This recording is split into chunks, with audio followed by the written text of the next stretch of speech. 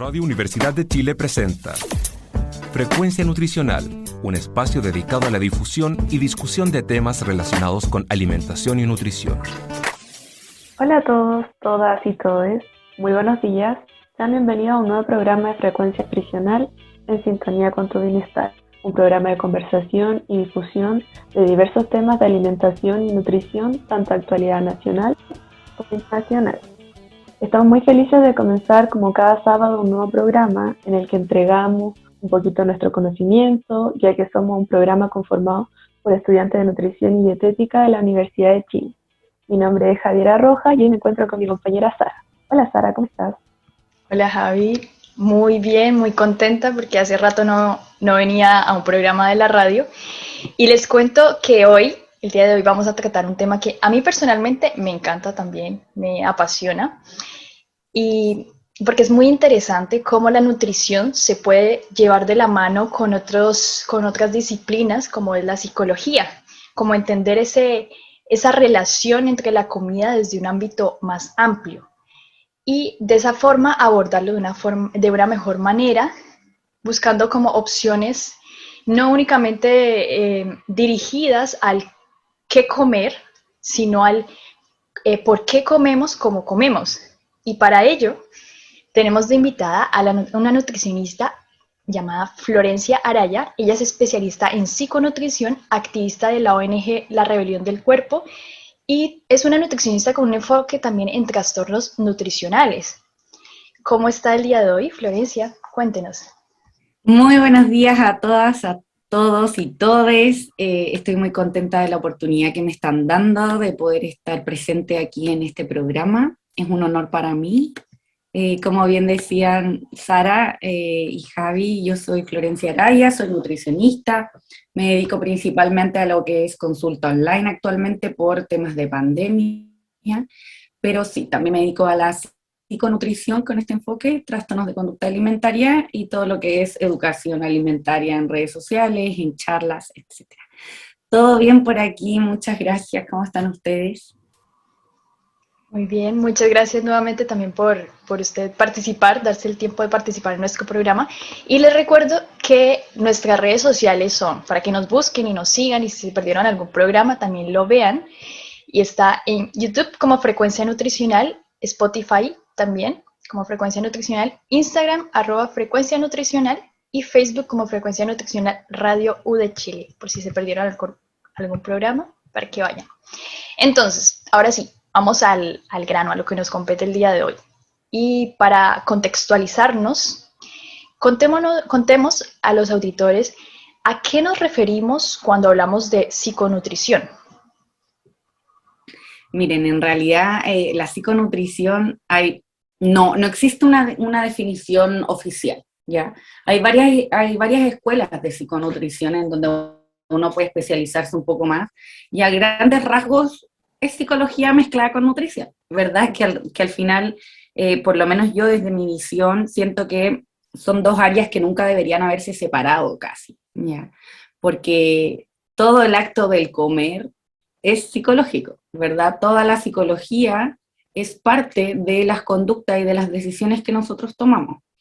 Ahora, yo estudio en la Escuela Chilena de Psiconutrición de Gloria Yuri, y nosotros ahí ya hemos creado una definición más estándar de la psiconutrición, que en este caso es un enfoque terapéutico que estudia la relación entre las creencias, los pensamientos, las emociones y las vivencias de estrés.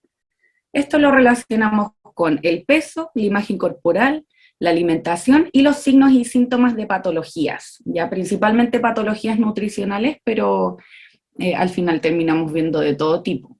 Entonces, está basada en un modelo de intervención que considera las enfermedades nutricionales como una expresión o solución biológica del organismo para responder a un desequilibrio, ya un desequilibrio que puede ser físico, mental, emocional o de todos ellos. Y entonces, al final, la psiconutrición lo que hacemos es integrar varios planos del ser humano, integrando lo físico, lo emocional, lo mental, el alma y lo espiritual. Y básicamente lo que les comentaba anteriormente es que somos fieles creyentes de que todas las enfermedades son parte de la solución que da el cuerpo para curarnos a nosotros mismos de otras cosas. Por lo tanto, el cómo poder resignificar una enfermedad, el cómo poder, claro, resignificar creo que es la palabra correcta, el cómo poder dar vuelta a esto que llega como si fuera un ataque, llega como si fuera algo malo, y cómo poder ver esta enfermedad como la forma en que el cuerpo está simplemente tratando de volver a esta homeostasis, tratando de volver a este equilibrio que en algún momento perdimos por diferentes causas. Eso es principalmente, es un enfoque muy hermoso, bastante nuevo, así que estamos tratando de llevarlo a todas las áreas nutricionales posibles. Claro, sí, suena súper interesante este nuevo enfoque. Y hablábamos también, usted mencionaba este desequilibrio, y esto va muy relacionado con la segunda pregunta que tenemos para hacerle, que es ¿de qué manera se relacionan las emociones con la alimentación? Ya puntualmente hablando de emoción. Bueno, las emociones también es un tema demasiado, demasiado grande, ¿verdad? Si nos damos cuenta, las emociones es parte de lo que hacemos, de lo que sentimos todos los días. Y desde ahí, por supuesto que todas las emociones van a tener que ver en nuestra conducta alimentaria. Todas las conductas siempre se van a ver influidas por el cerebro, ¿verdad? Y hay diferentes partes del cerebro que ven estas cosas. Tenemos la amígdala, el hipocampo, el lóbulo prefrontal, etc. Entonces, siempre el cerebro va a responder a estas conductas en relación a los diferentes estímulos que tengamos. Entonces, ¿qué es lo que pasa? Podemos tener diferentes tipos de estímulos. Podemos tener desde una situación, por ejemplo, imagínense que estamos caminando en la calle y hubo algo que nos sorprendió, o hubo algo que, no sé, nos llegó un WhatsApp y en realidad nos dio mucha tristeza, o pasó algo que nos da mucha rabia. Por supuesto, cuando tenemos una emoción muy grande, un estímulo nos va a mandar una respuesta, y esta respuesta se va a ver alterada por este estímulo. Por lo tanto, estas emociones siempre van a alterar la conducta alimentaria, porque al final no solamente intervienen en la conducta alimentaria, sino que en las conductas en general. Ya quizás, por ejemplo, si yo siento mucha rabia en algún momento, probablemente esté caminando distinto. ¿Por qué? Porque mi frecuencia cardíaca va a aumentar. ¿Por qué? Porque seguramente haya una vasodilatación, estemos mucho más alterados, va a estar llegando mucha más sangre al cerebro. Entonces, por supuesto que las emociones van a tener un impacto importantísimo en lo que son estas elecciones alimentarias al final, porque si nos damos cuenta, el comer son elecciones. Entonces, desde aquí nos damos cuenta, y creo que de los factores más importantes es que los alimentos no solo son alimentos, sino que nuestros alimentos favoritos no son nuestros alimentos favoritos porque sí, sino que tenemos anclados recuerdos, tenemos ancladas emociones. ¿Han visto la película Ratatouille? Sí, claro que sí. Es un clásico. Es un clásico, quizás sea un spoiler para las personas que no lo han visto, pero en Ratatouille, que es una película de niños, se muestra muy claramente la relación que nosotros tenemos con la alimentación.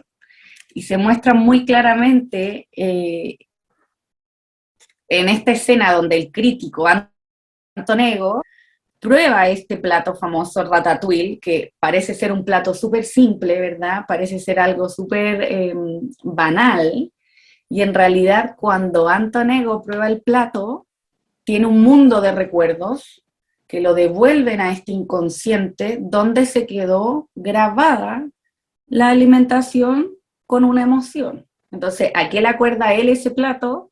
Le acuerda a familia, le acuerda a amor, le acuerda a calidez, le acuerda a su mamá. De hecho, la escena es como él volviendo en bicicleta, triste, quizás se cayó, algo le debe haber pasado, volviendo a su casa cuando él es niño, y se encuentra con su madre, con este plato de ratatouille, Entonces después él vuelve al presente, esas son como los viajes al inconsciente que les llamamos nosotros, y después vuelve al presente y se da cuenta que al volver a la realidad sigue estando en este restaurante analizando simplemente un plato. Entonces, justamente es eso lo que nosotros tratamos de demostrar desde la psiconutrición, que en realidad los alimentos no solo son alimentos, sino que los alimentos son sentidos, ¿ya?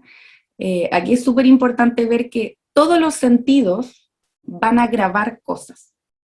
Por ejemplo, ¿a quién de ustedes no tiene recuerdos con algunos olores?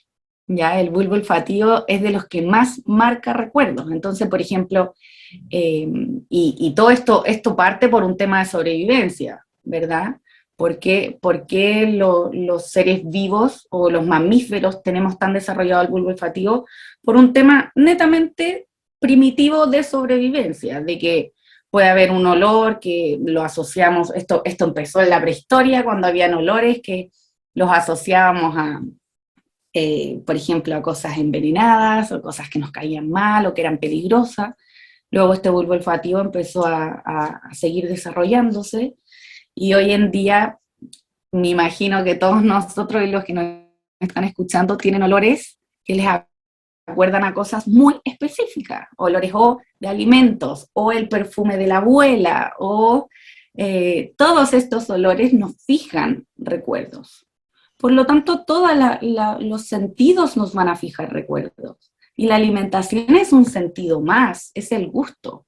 Entonces, por eso, de aquí parte este mundo gigante, chiquillas, de darnos cuenta y poder visibilizar que los alimentos no son solamente comida. Esto no se trata solo de comer más o comer menos, sino que se trata de cómo equilibramos en esta alimentación las personas que viven con nosotros, las emociones que tenemos guardadas, que no siempre son emociones positivas, ojo ahí.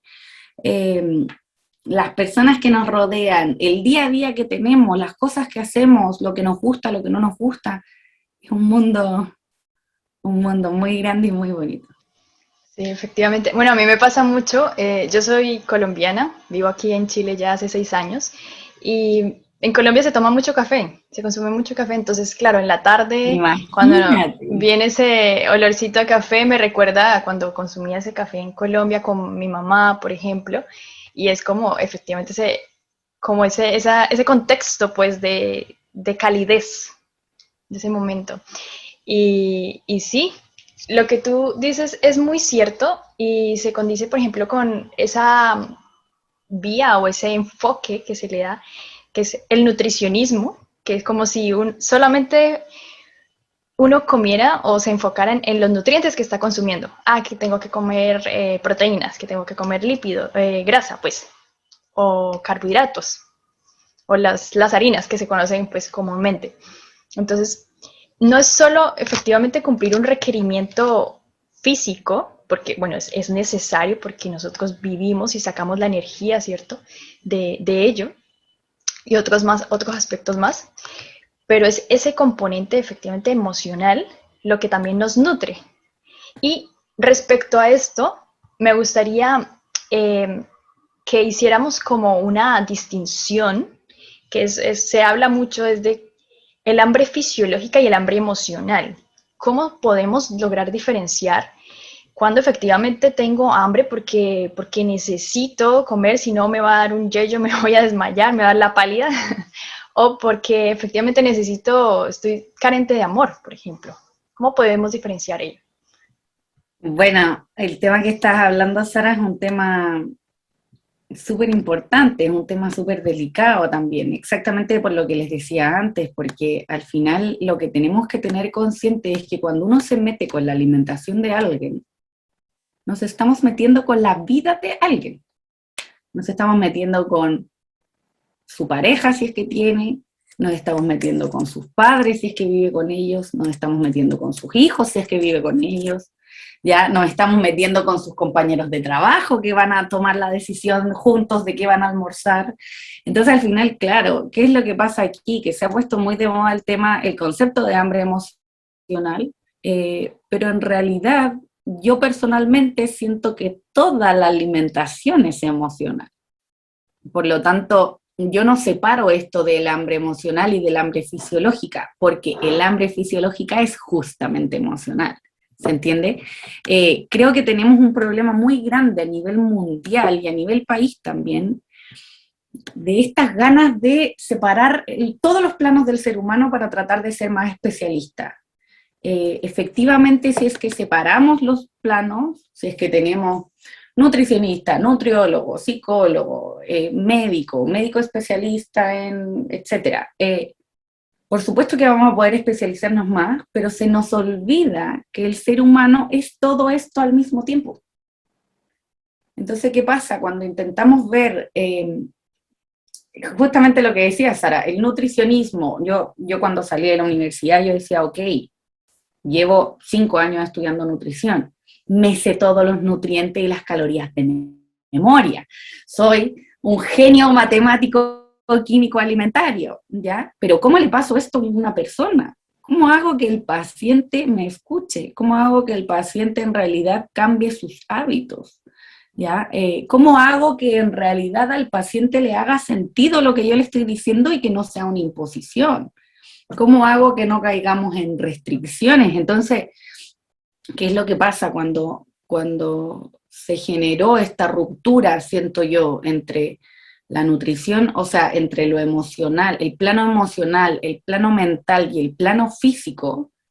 Es justamente en el que no podemos darnos cuenta, o nos va a costar mucho más entrar a este mundo de que las enfermedades físicas son claramente un desequilibrio integral, general, ¿ya?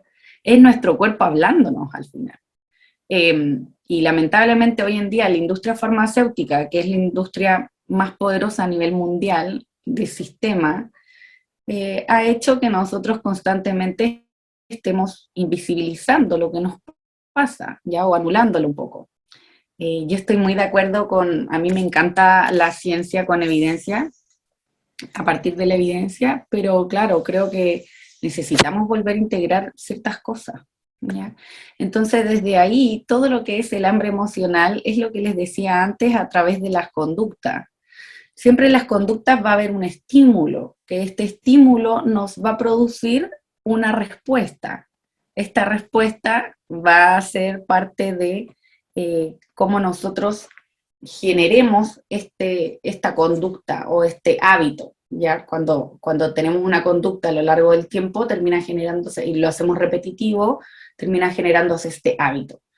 Entonces, en relación a esto, vuelvo al tema de que el hambre emocional, yo considero que es un error separarlo del hambre fisiológico, porque el cuerpo, por más de que nosotros queramos, no es separable, ¿ya?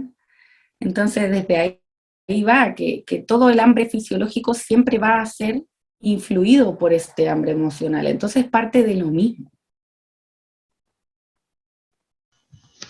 Entonces, o sea, me gustaría como entender más respecto a este enfoque que nos traes, claro, porque anteriormente o las veces que hemos tratado este tema o estas diferencias, por ejemplo, hablamos de que el hambre fisiológica es un hambre que se presenta gradualmente. En cambio, el hambre emocional es como en cualquier momento y ya queremos consumir cualquier cosa, como que no hay, ¿cómo se dice? No hay una elección en sí.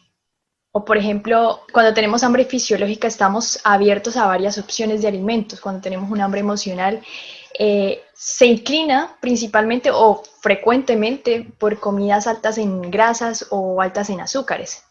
O por ejemplo, la otra como característica que hemos conversado anteriormente es que cuando uno tiene hambre fisiológica, consume el alimento un momento y después se siente satisfecho. En cambio, cuando consumimos o tenemos, digámoslo así, hambre emocional, uno come y nunca se siente satisfecho, o sea, no es suficiente. Claro.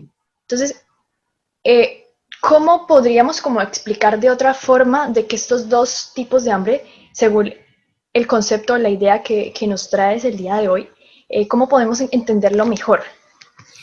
Mira,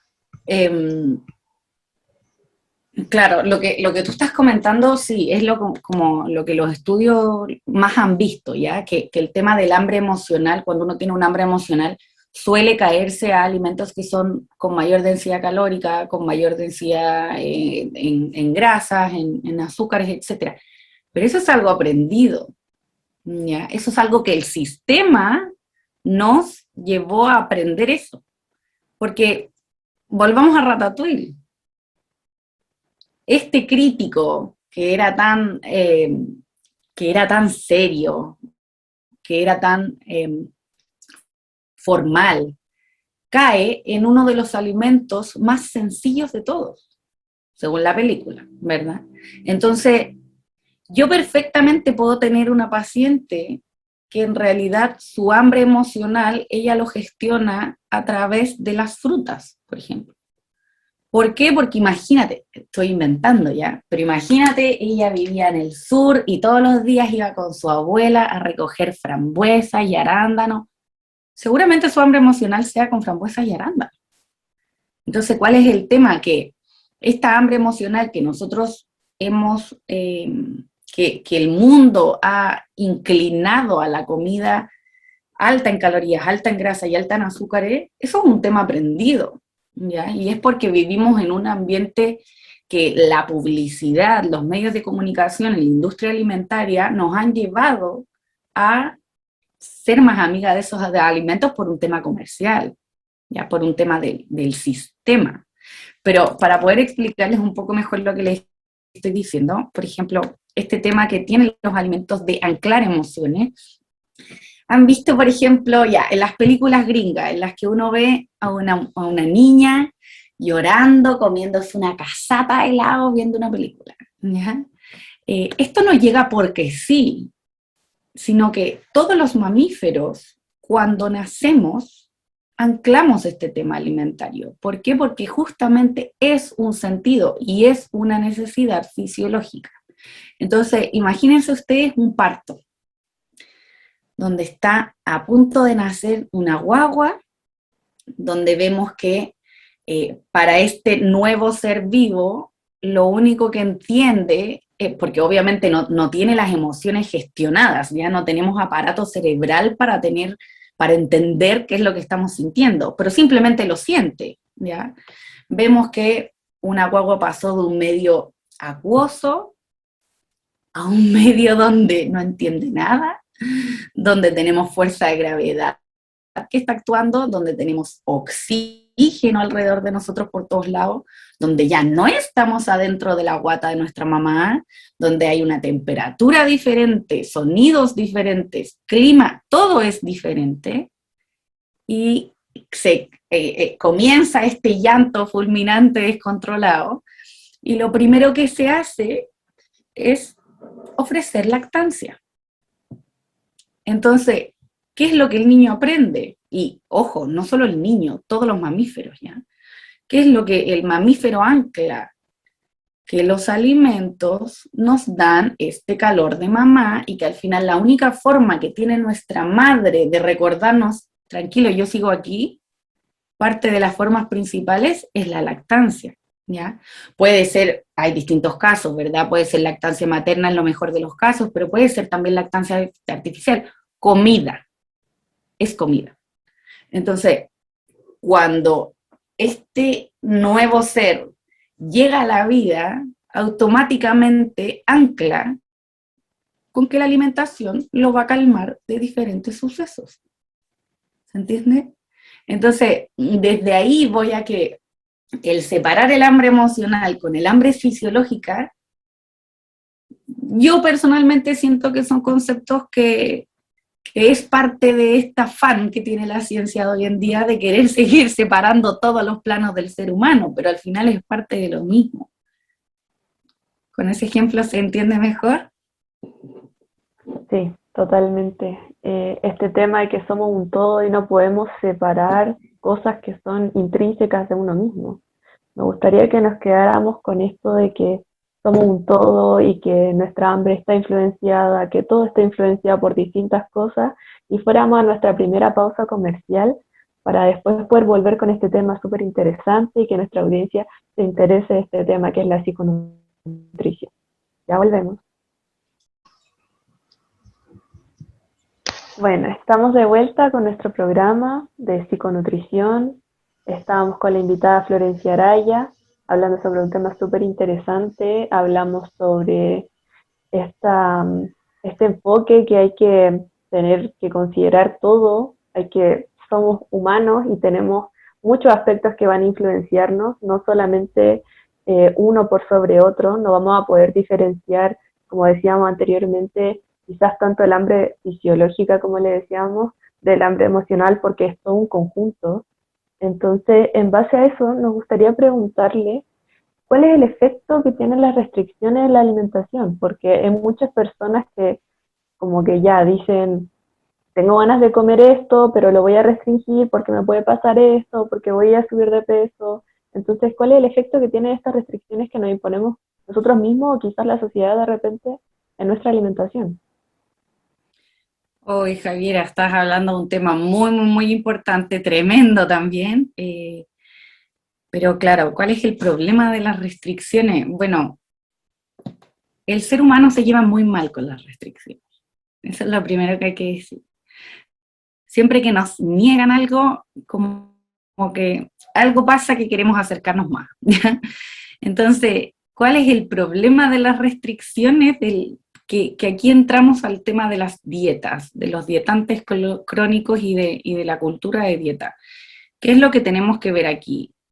Para los que nos están escuchando, la palabra dieta teóricamente es la alimentación que uno tiene durante el día, pero coloquialmente estamos hablando de planes de alimentación sumamente restrictivos. No todos los planes de alimentación, yo por lo menos los considero dieta, ¿ya? Pero sí planes de alimentación que son estrictamente restrictivos, que al final lo que hacen es que tenemos una lista de alimentos permitidos, lista de alimentos prohibidos, etc. La restricción para el cerebro humano, como les decía antes, es súper compleja. ¿Ya? Cuando nos restringen algo, siempre estamos pensando en ese algo. Entonces, ¿qué es lo que pasa? Que, como hablábamos anteriormente, que la vida y el sistema nos ha llevado a que nuestros alimentos favoritos comúnmente sean alimentos altos en calorías, altos en grasa y altos en azúcar. Y muchas veces son justamente lo que a veces se intenta eliminar o restringir. Por lo tanto, ¿qué pasa? Cuando uno restringe alimentos favoritos, que como comentábamos antes, imagínense que en Ratatouille esta persona tenía anclados recuerdos, etc. Cuando le restringimos un alimento a una persona, su alimento favorito o algún alimento que le trae recuerdos, al final no solamente le estamos quitando ese alimento, sino que le estamos quitando esa forma que tiene la persona de gestionar la emoción que le pasa, la emoción que está teniendo. Entonces, si yo, esta niña que hablábamos antes, que se acuerda de su abuela comiendo frambuesa, si yo le restringo la frambuesa, no solo le estoy restringiendo un alimento, sino que le estoy restringiendo la forma que esa niña tiene de gestionar volver a su abuela, ¿ya? Es como, por ejemplo, que a la Sara le restringiéramos tomar café, ¿ya? ¿Qué pasaría con el café colombiano, con toda su historia familiar? ¿Ya? Entonces, por eso muchas veces la gente odia a los nutricionistas, porque no solamente le estamos restringiendo comida, sino que le estamos haciendo una intervención en cómo la persona gestiona sus recuerdos y su sistema de memoria de corto plazo, largo plazo, ahí hay un mundo también. Entonces, cuando restringimos y decimos, tú no puedes comer esto, o tú tienes prohibido comer esto, va a llegar un momento en el que esta restricción no va a poder seguir estando. ¿Por qué? Porque volvamos a lo de antes, el mundo convencional, la ciencia sigue pensando en estos planos diferentes del ser humano, ¿verdad? Entonces, si yo le digo a una persona, ya listo, no puedes comer torta, nunca más en tu vida, yo no puedo suponer que la persona vive sola en su casa y que no se relaciona con nadie más. quizás justo esa semana tiene 5 cumpleaños. Entonces, ¿qué va a pasar si tiene 5 cumpleaños y resulta que van a haber torta en los 5 cumpleaños? La persona puede ser o que no cumpla la restricción, que es lo más lógico y normal y común, o que le mienta al nutricionista, o que finalmente se aísle y diga, ¿sabéis qué? No voy a ir al cumpleaños, porque como tengo prohibido comer torta y toda esta semana hay torta en todas partes, voy solamente a este cumpleaños y a los otros 4 no voy a ir. Entonces, ¿qué pasa? Esta restricción en algún momento puede generar aislamiento, puede generar compensaciones. ¿Cuáles son las compensaciones? Vomitar, ejercicio en exceso, otro tipo de laxantes, diuréticos, etc. Y esto es un piquero directo a un trastorno de conducta alimentaria, ¿ya? Entonces, ¿qué va a pasar en algún momento? Va a llegar probablemente un atracón. Y este alimento del que nos prohibieron tanto, esta torta, que llevo un mes sin comer torta y me perdí todos los cumpleaños, resulta que alguien de mi casa va a llegar con un pedazo de torta y yo me voy a comer una piscina de torta, ¿ya? Entonces, ¿qué es lo que pasa ahí? Llega la culpa. ¿Qué pasa con la culpa? ¿Por qué lo hice? Porque lo hice si iba tan bien. Yo iba perfecto. Y hay personas que hasta se enojan con la persona que les trajo la torta. ¿Por qué me trajiste la torta si yo te había dicho que estaba a dieta, etcétera, etcétera, etcétera? Parte de esta culpa, ¿qué pasa después? Restricción, atracón, culpa es igual a mantención del peso. Entonces, ¿qué pasa? Se crean estos dietantes crónicos, que los dietantes crónicos son personas que tienen una preocupación persistente por el peso o por la imagen corporal, que intentan hacer restricciones durante 2 años o más sin tener efecto, o recuperando el peso con efecto rebote. Entonces, ¿qué es lo que pasa? Tenemos que recordar, chiquillas, y a todos los que nos están escuchando, que la salud, y esto, qué raro que no lo dije antes, pero el concepto de salud lo definió la Organización Mundial de la Salud en 1948 como un estado de completo bienestar físico, mental y social. Entonces, ¿qué pasa? Cuando nosotros hablamos de alimentación saludable, entre paréntesis, solamente pensamos en la educación del plano físico.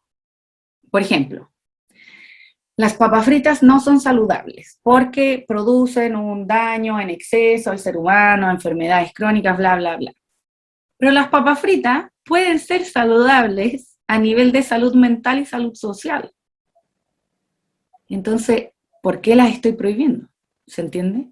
Entonces, el tema no es a partir de la restricción de alimentos, sino es el cómo podemos equilibrar estos planos de la persona con la que la persona pueda comer papas fritas perfectamente sin sentir esta culpa y sin sentir este engordar, pudiendo entender que la salud mental y la salud social son igual de importantes que la salud física. Entonces, ¿qué pasa? Yo siento que hoy en día el mundo científico convencional se ha basado solo en la salud física y se nos ha olvidado que la salud mental y la salud social es igual o hasta a veces más importante. Entonces, ¿qué pasa con esto? Yo siento que la pandemia llegó justamente a recordarnos que la salud mental y la salud social son igual de importantes. Entonces, ¿qué pasa con estas restricciones? Uno entra en una dieta restrictiva con el afán de mejorar la salud física y con este atracón, culpa y mantención del peso terminamos en una peor salud física, en un daño a la salud mental y en un daño a la salud social. Porque como no podemos comer torta, dejamos de ver a nuestros amigos porque ellos comían torta. ¿Se entiende? Entonces, claro, el desafío aquí es, ok, está bien, suena súper lindo, pero ¿cómo logramos este equilibrio? ¿Verdad? Y yo creo que aquí entra una pregunta, yo pues no sé si se lo estarán preguntando, pero yo me lo plantearía. Bueno, listo, si no hacemos restricción, por ejemplo, de las papas fritas, como bien lo dijiste, entonces digamos que empiezo a comer papas fritas todos los días, e igual eso me va a llevar a por ejemplo, un sobrepeso o a una obesidad. Pero resulta que, y por favor corrígeme si me equivoco, que al evitar ese tipo de restricciones y al tratar los otros enfoques psicológicos, emocionales, de si tengo problemas, tratar de solucionarlos y todo el ámbito que esto conlleva, al final de cuentas no voy a consumir papas fritas todos los días porque voy a tener como cubierta estas necesidades Sí. de todos los ámbitos que mencionamos antes, y al final no lo voy a consumir esporádicamente, sin culpa, lo voy a disfrutar y no voy a conllevar un exceso, ¿cierto? Exacto. Lo que pasa ahí, Sara, es que, bueno, primero tenemos que distinguir entre que no restringirnos no es lo mismo a comer todos los días o a comer ad libitum, ¿ya? Como que cuando uno dice no te restringas, no significa que ya, entonces voy a comer todos los días del año papas fritas. No va a eso. Obviamente, bueno, hay grandes líneas nutricionales que evitan las pautas, ¿ya? Yo personalmente, no hablando desde la escuela de nutrición, o sea, de psiconutrición, yo personalmente creo que una pauta de alimentación puede ser perfectamente bienvenida si es que no caemos en una restricción excesiva, ¿ya? Porque estas pautas, sí, hay muchas personas que necesitan orden, que necesitan estructura. Un trastorno por atracón necesita orden y estructura, entonces, ¿por qué no voy a dársela? ¿Ya? Ahora, quizás una anorexia nerviosa quizás necesite soltar el control, y para soltar el control, quizás mi método de trabajo sea mejor sin pauta para poder potenciar el que esté flexibilizando su alimentación en la primera etapa, ¿ya? Entonces, ojo que, insisto en este tema, cuando hablamos de no caer en la restricción, no necesariamente es caer en el otro polo, ¿ya? En los trastornos de conducta alimentaria en general siempre tenemos dos polos.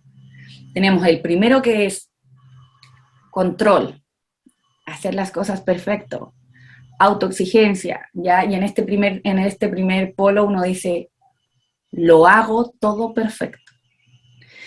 Y después tenemos este segundo polo que es, ¿sabéis qué? Filo, ya no lo hice, da lo mismo, esta semana no, filo, el otro lunes voy a volver, descontrol. Entonces, ¿qué pasa? En los trastornos de conducta alimentaria y en general, pienso yo, siempre estamos en uno de estos dos polos. O lo hago perfecto o no hago nada. O parto bien y voy como avión súper, o suelto todo y digo, ya, filo, no importa, atracón, carrete, etc. Entonces, el desafío aquí es cómo podemos volver a equilibrar esto, ¿ya? Y ojo que cuando hablamos de volver a equilibrar esto, muchas veces los pacientes y las personas en general sienten como ya, ¿cuándo voy a llegar a este equilibrio de donde no voy a caerme nunca más? ¿Ya? Y también ahí es importante manejar el tema de las expectativas, porque uno nunca llega a este equilibrio y no caes más, ¿ya? La vida se trata de esta montaña rusa. La vida es cómo yo gestiono ciertas cosas que me están mostrando, ¿ya? En la vida van a seguir pasando cosas. Yo puedo estar perfecto hoy día, puedo decir, ¿sabéis qué? Anduve súper bien, y de repente aparece una pandemia, ¿ya? O puedo decir, ¿saben qué? Me recuperé de la pandemia, estoy perfecto, y de repente me toca vivir un duelo importante.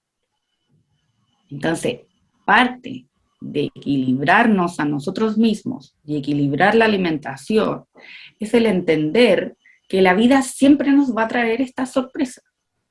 Entonces, en esto uno aprende el cómo poder autogestionarse. Al final, uno lo que aprende es cómo vuelvo a este centro, cómo vuelvo a este equilibrio.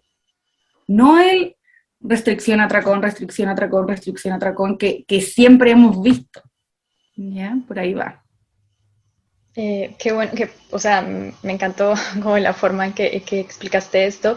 Y bueno, esto nos lleva a la parte como más práctica. ¿Cómo podemos partir empoderándonos de nuestra alimentación y motivándonos a hacer cambios en nuestro estilo de vida? ¿Cómo podemos pasar lo práctico de todo lo que hemos conversado a nuestra vida? Em, bueno, ahí sí que entramos al conflicto, ¿verdad? Ahora, ¿cómo lo hacemos? Eh, como parto con todas las consultas con los pacientes es que nosotros tenemos como una cajita de herramientas. Siempre lo explico así. Tenemos una cajita de herramientas adentro de nosotros mismos. Y esta cajita de herramientas es el cómo uno gestiona las cosas que le pasan, ¿ya? Hay diferentes formas de gestionar las cosas que nos pasan.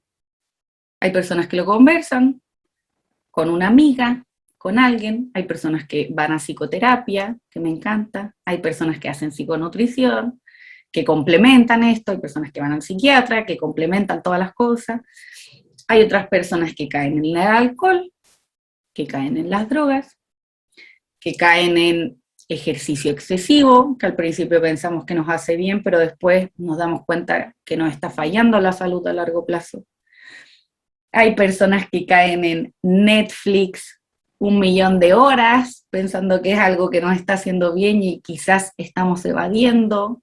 Entonces, hay diferentes formas. Hay otras personas que aquí en esta cajita de herramientas puede estar el deporte, visto desde algo saludable, estimulante. Puede estar, no sé, todos nosotros tenemos cajitas de herramientas diferentes. Yo, Florencia, por ejemplo, en mi cajita está la natación, están mis amigas, están mis amigos, está mi familia, está mi mascota, ¿ya? Está toda la nutrición, todas las actividades que a nosotros nos gusta hacer. Entonces, ¿de qué se trata este proceso? Primero de reconocer cuál es nuestra caja. Porque claro, muchas veces en la velocidad que vivimos, sobre todo de Santiago, nos cuesta mirar esta caja.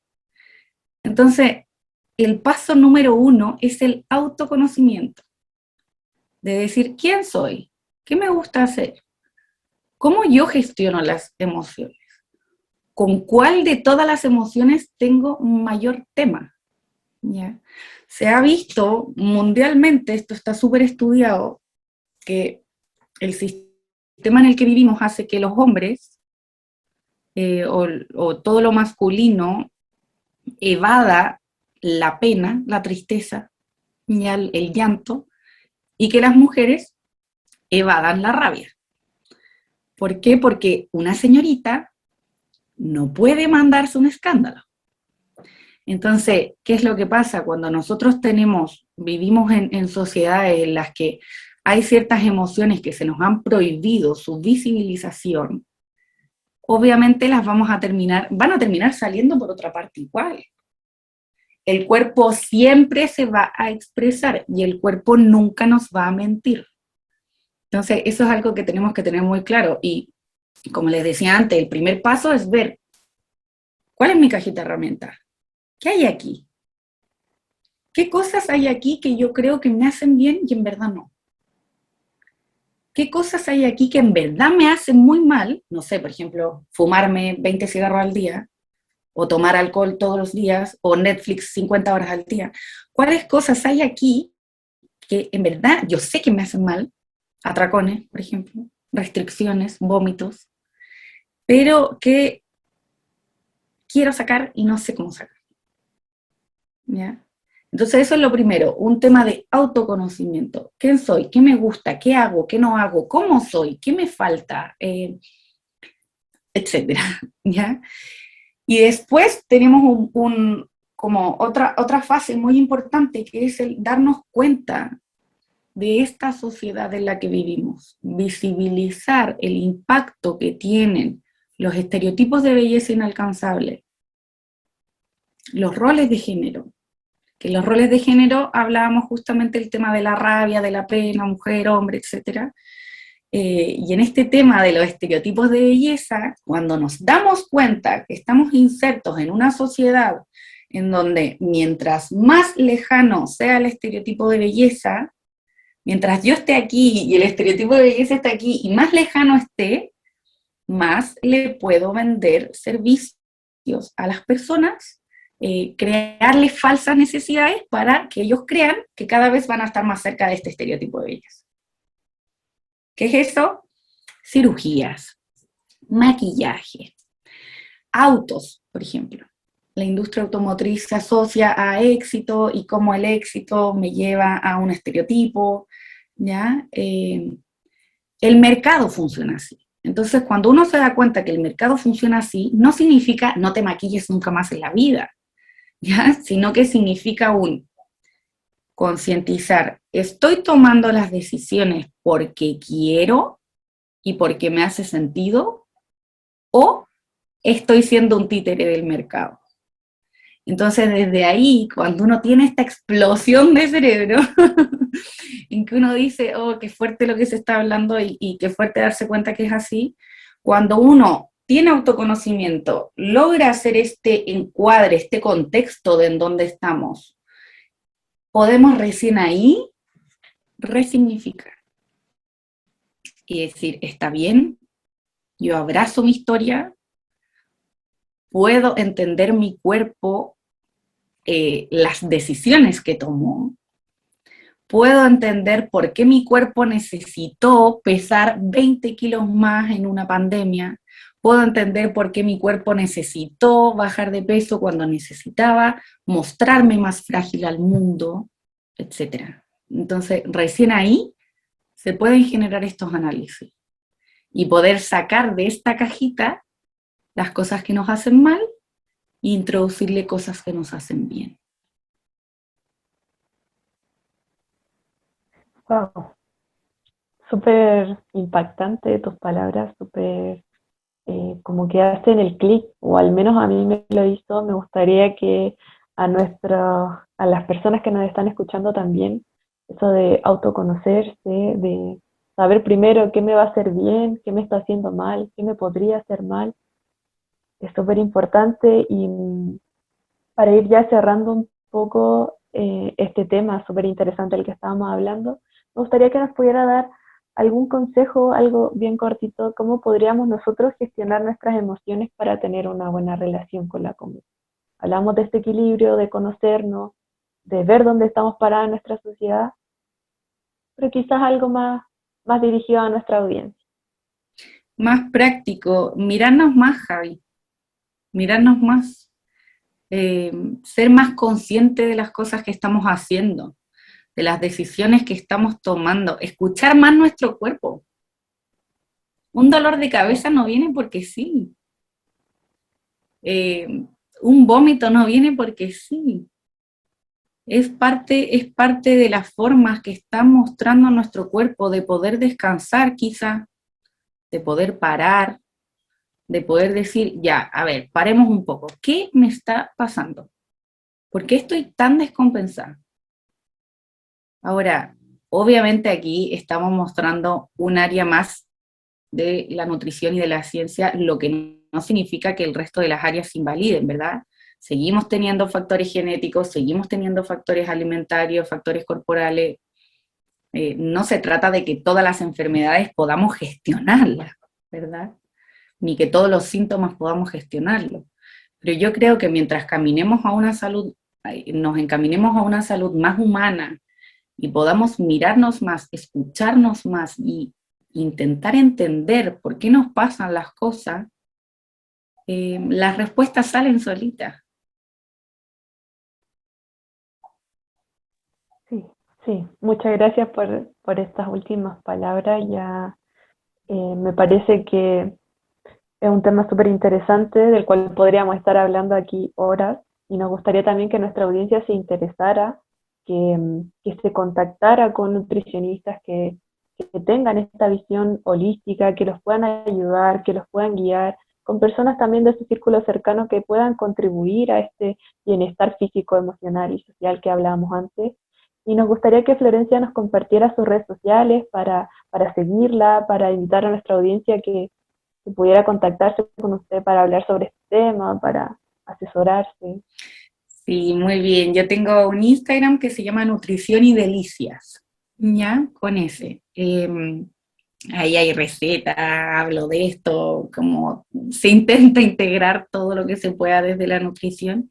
Y también pueden seguir al Instagram de la Escuela de Psiconutrición, donde también van a encontrar el enfoque del que yo trabajo principalmente, porque como les decía antes, igual hay varias escuelas, hay varias formas de mirar esto, pero yo soy parte de esta gran familia psiconutricional de Gloria Yuri. Bueno, muchas gracias a todos por escucharnos el día de hoy. Los esperamos en su próximo programa, en nuestro próximo programa, perdón. Y bueno, que no se pierda ningún programa. Que tengan un excelentísimo día. Un abrazo a todos.